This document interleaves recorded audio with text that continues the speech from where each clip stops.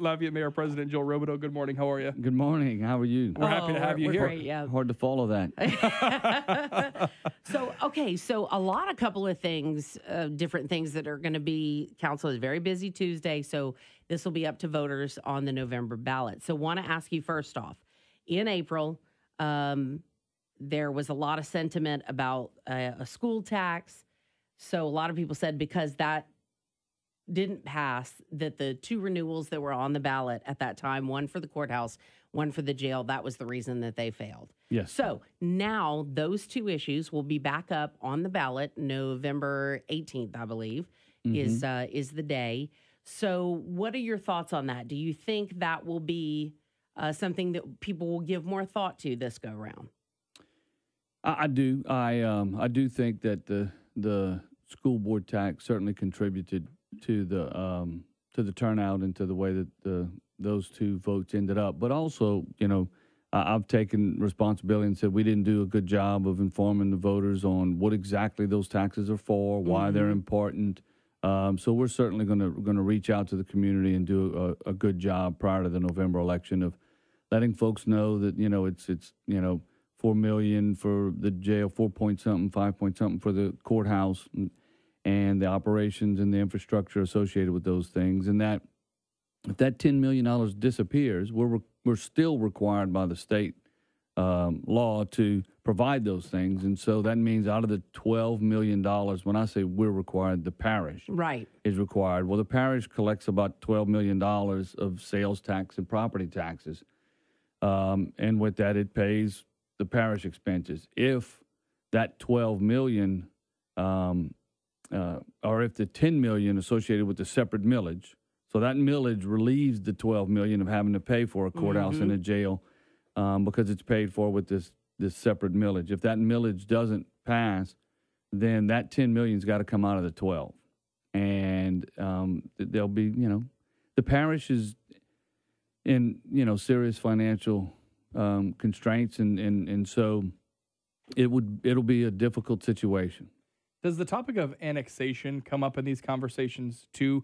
We've heard about we've known what has happened historically, but is there any way to kind of stop that or divide up that unincorporated property? Because we know that the tax base isn't there. As soon as something shows up, it gets grabbed onto by one of the neighboring areas or Lafayette itself. Is that an answer, even if it's long term? It's an answer in that it would give everybody an idea of what's going to happen, but it doesn't change the fact that when something's going well, we annex it. And when I say we annex it, obviously you mean towns. Towns, right? All the municipalities, Broussard, Scott, Youngsville, Karen Crow, we all annex Lafayette, but we don't annex,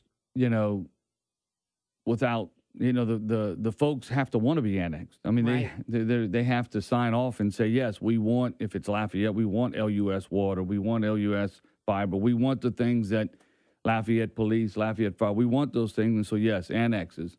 And so that's, or Broussard or Youngsville, whatever the reasons are, folks want to be annexed into those municipalities. And so that's just going to continue. And that means that those sales tax dollars are no longer in the parish. So that $12 million that I talked about just will continually shrink up. You'll always have the property tax. The parish will always have the property, because whether it's in downtown Lafayette or the most rural part of the parish, whatever the property taxes are get paid in. But that'll be the only real tax that's I want to ask coming. about downtown. Downtown, two major businesses we've been talking about, for several months. We have Dad Dog and Rock and Bowl, two New Orleans-based businesses who hope to find some new life in Lafayette.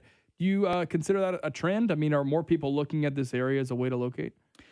Yeah, no, it's definitely a trend, and we need, as a government, we need to do whatever we can to make sure that trend continues. I think that's the easiest way, short term, to solve the parish budget problem is to have these businesses where their workforce, the millennials, want to live downtown. They want a place where they can grocery shop, they can go to restaurants. They want that type of living environment, and so we need to make that as possible for businesses to also relocate there. And we don't have to run water, sewer, build streets. It's all there. So we're talking an inventory of, upward of $500 million that could be developed downtown. Well, that's $500 million of value that's going to now pay parish property taxes. So, there's really nowhere else. And I mean, I don't even know if we have geographically, if Lafayette has enough space for one of those, Kia Motors, assembly and manufacturing deals, plants. So, downtown is where we're going to get $300, $400, $500 million of development. So, hopefully that trend continues. So then we also, last week you sent a press release out about an idea that you had. You had a press conference about it this week, and that's rededicating part of a tax to drainage and then kind of this cultural economy idea, this create idea. So the idea is you take this public health fund, and if the voters were to approve it, part of that fund would then be used for drainage projects, which I think people are like, okay, well, that's interesting. It got sticky right away for some people who wanted to know from us, what is this CREATE initiative? So we said, well, we'll ask the man himself. Yeah. So what is your idea behind CREATE? Yeah, and I'm going to get to that, and I'll just back up a little bit. Obviously, after the August floods, we're just looking at, again, because the parish has just like we have a jail and a courthouse millage to fund those things, we have a drainage millage that brings in about $7.5 million for the parish. And of course, that's far short of what we need to maintain the 600 miles of coulees and drainage canals that we have, not even counting front yard ditches and culverts and those kinds of things. So that $7.5 million, I started trying to figure out, we need to enhance that amount of money. I'm not going to the voters to increase anyone's taxes at this point. A lot of folks were suggesting we do that because it's drainage and people flooded, and right now you could get it passed. But I said, look, the one thing I'm trying to do is reestablish trust with the public and say, look, I'm going to look for every nickel there is before I go to you for anything new. And so as I began that exercise, probably towards the end of the year, because we had to get through all the debris and the cleanup. And so right at the beginning of 17, started going through all of our existing millages that we kind of control the budget over. And the one that stood out as collecting more tax revenue than it really needed was the combined public health millage, which is the mosquito, public health unit, and the animal control, to the tune of a significant amount, 3-point-something million more than what it needed. And I said, well, there's really no reason to just build up a savings account and for those things. We should have a savings account. Well, sure. Absolutely. But if we have the extra money, why not use it? So I left, $1 million in the fund for a savings account. I left an extra, I think, $400,000 or $500,000 per year in case something comes up that was unexpected. So those things all operate the way they've been operating. Plus, there's a significant amount of cushion. Right. I took the rest of it and said, okay, the rest of that we're going to dedicate to $11.5 million to drainage projects and $500,000 to the cultural economy, and so that's what the rededication will be, because the voters approved it to go to the combined public health millage, and so I have to ask the voters to say, okay, look, we've gone in and we've been tasked with, hey, live within your means, and so this is our means. We're collecting this amount of money. I'm trying to reallocate it. The legal term, it's a reallocation for this part. The legal terms are rededicated. So we're going to reallocate this millage to these other areas and ask the voters for approval. So all we can do is put forth the proposal, and then the voters will say, okay, great. Yes, it's that's a good idea. There's no reason to build up the savings account. So you had asked about CREATE. Absolutely. So what is that? So there would be $500,000 a year that would go into this? Do I have the figure right? Or yeah, it would be a give or take. I mean, we don't ever know exactly what the millage collections will be, but my estimates are that it would be $11.5 to drainage and $500,000 to the CREATE initiative, which is the cultural economy millage that'll be created. And when I go to other places and when I have conversations with some of the other mayors, the one that I use, I think, more often as by way of comparison is what Nashville's done. And Nashville has taken their dedicated revenue source and really created something out of nothing, if you ask me. I mean, they're the country music capital of the world, and it's now the capital music country of the world, country music capital of the world. And so when I look at Lafayette and all the things that we have, we need to strategically brand our cultural assets that are out there. I mean, we already have Cajun on menus all over the world, even whether it's real Cajun or not. Right. So we've done really well in these little silos, you know. But if I were to call any one person and say, you know, tell me about this part of the cultural economy. If I was calling the arts community and asking about arts, they could tell me. If I was calling the music community and asking about music, they could tell me. But we have not, to this point, got everybody working together and promoting ourselves in a way that I think we need to. The money would be used for those types of things and to market ourselves to the world. The Asian. So it would be like advertising? Well, I mean, advertising is the simplest. So I used the phrase branding earlier, which was where we'd have to start in order to then be able to advertise that brand. But it's more than just that. I mean, we don't even have an idea of all of our cultural assets. You know, and there's and we should have a program. We should help UL or SLCC train in our hospitality. We should be able to help fund those things to where every hospitality worker, if they're asked by the customers, hey, what's going on this weekend? They can say, oh, here's the app. We should develop an app, right? Here's the website you go to. If it's music you're looking for, it's and do all of those things in conjunction with all of the folks that are already in that area, but doing their own specific thing. The T for create is tourism, and Ben and his guys are doing a great job of trying to attract tourists for, you know, the things that they do. And then the the arts community is doing its art walk and all that. Yeah. But anyway, so it's that makes sense. I mean, it does seem, you draw people. Unfortunately, the one thing our area doesn't have is like an arts district. We don't have an arts district. I mean, it's all spread out, depending everything from Vermilionville to, I think there's a Cajun Prairie Museum that's up in St. Landry Parish or Evangeline Parish. It's just kind of spread out. How are you going to sell that to some people, though? Because some people already are saying, I don't understand that. I don't get it. It's only $500,000, but I still don't want to see it go to that. I've already heard so many things. Oh yeah, and I have certainly heard that too. But oddly enough, I've heard that only 1,000-something people flooded. Why do we need all this money to drainage? It ought to go to roads and bridges. You've actually heard that's a shame. Absolutely. That's a shame. I mean, well, they're saying, look, some of it should go to drainage, but we have a bigger problem with traffic and roads, and so there's limited dollars, and I can understand where they're coming from. Yeah.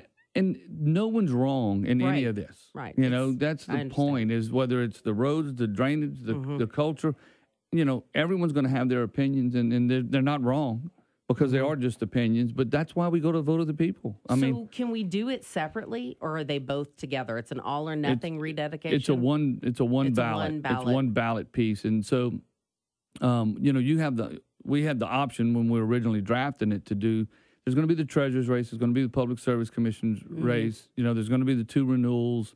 You start getting to where you've got 6, 7, 8 things on a ballot, and then all of a sudden, it changes the dynamic of that election. And so, knowing that there was going to be, in all likelihood, 2 runoffs plus the 2 renewals, we made the decision to say, look, we're going to give the voters, we're going to explain it all to them. We're not trying to say, it's this and it's not that, and not talk about drainage and not talk about I mean, this is what it is. We think it's a good idea. The council felt like it was a good enough idea to put before the voters. We'll answer any questions about, and listen to all the opinions, good and bad and indifferent. And but we're going to, as the months go forward, we're going to really kind of flush out a little bit more about what exactly we want to do with the drainage and what we would want to do with create. But you also don't want to put the cart before the horse. I mean, we don't have the money. I can't say what coulees we're going to dig out because I don't know how much. I don't know if we're going to get the money. With the cultural economy millage idea, though, is there already a firm in place? Is there? I mean, people are going to be asking that too. I mean, do you know already who you're going to get for that, or is that going to be a request for proposals, or? No. What we will probably, there's not a firm in place to answer your question to handle that, because I'm hopeful that it'll pass. I think it's going to return. I think the Lieutenant Governor's office provided us the analytics of 40-to-1 return on investment for every dollar that you put into the cultural economy, and that's not just tourism, but into the cultural economy. Like you said, it's an art district. Well, that's got nothing to do with tourism. It ultimately does, because when the tourists come, they have a better experience, have stuff to do. And the best thing, the best marketing is for them to go back to Asia, to go back to Canada and say, you need to go. This place is incredible. You'll have a blast. The food's unbelievable. I mean, that's the best marketing. You can put billboards up in different states and all, and that's fine. But it's really, the people who have it's the experience they have when they come is what you need to make sure is a positive one. And so all of that will happen if the voters agree that it's important. This area is still one of the only handful, 2 or 3 areas that are losing population or jobs, and which is crazy to me. But it just proves that we still need to diversify our economy even more. It's still oil and gas driven, and there's no more resilient kind of economy than a cultural economy, because it's authentic. It's who you are. People want to travel to come and experience. That's the new traveler. You still have the Ancestry.com type travel. You still have all of that. But unique experience is the new buzz in the travel world. And so we have that, times 100 over most other places, And so we need to capitalize on that. And it'll just make our economy, to me, that much stronger, much more diversified, and diversified in a way that's stable. It doesn't matter what the price of oil and gas is. When it's good, that's great. But when it's bad, it doesn't matter, because we're a place that people want to come to and visit and experience. Are you a little bit worried, and we have to start wrapping up because of time, and I'm sorry about that. Are you a little bit worried when it comes to the drainage that y'all don't have projects decided on yet? Well, I asked Public Works to give me a list, and they gave me 63 miles, and I said, okay, well, how much is that going to cost? And they said 20-something million. Right. So I said, okay, well, this is going to be about 11 and a half of that, so I'll be able to get to half of it. And the $11.5 million over what time frame? I'm sorry, it's a $9 million one time. Okay. All right, and then it's $2.5 million a year forever. It'll be part of the. If it's rededicated. If it's rededicated, the drainage millage will go from $7.5 million a year to $10 million a year. Okay. And then also a $9 million shot in the arm to say, go do these projects. And so, you can identify, whichever coolies you want to. Of course, politically, you run the risk of, well, why is this one in Carencro being done in Youngsville? This one in Youngsville's not. And so then you spread it all around to make everybody happy, but drainage could care less what district it is, what town it is. Should it be based on population then? I know that might not get every district though. No. Yeah, well, we won't. I know we won't, because just the coolies they identified, like I said, we have 600 and something miles. They identified 63 miles of coolies that need to be cleared, and that's over 20 million, and I'm only going to have the 11 and a half. But, at the end of the day, I'm going to default to the engineers. And the engineers have been asked to say, look, I need to know the rooftops, as opposed to, any other analysis. So if I can spend $3 million here or $3 million there, and this one's 10 houses and this one's 210 houses, well, then I know the priority. Now, if they say, this one, though, is working pretty well, a little bit better than the other one. The other one's, I can guarantee you the next big one, these 10 are flooding again.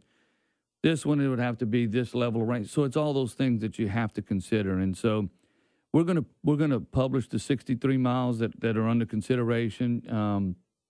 And so people will have an idea of what it is we're looking to do. And those 63 miles drain a huge portion of the parish.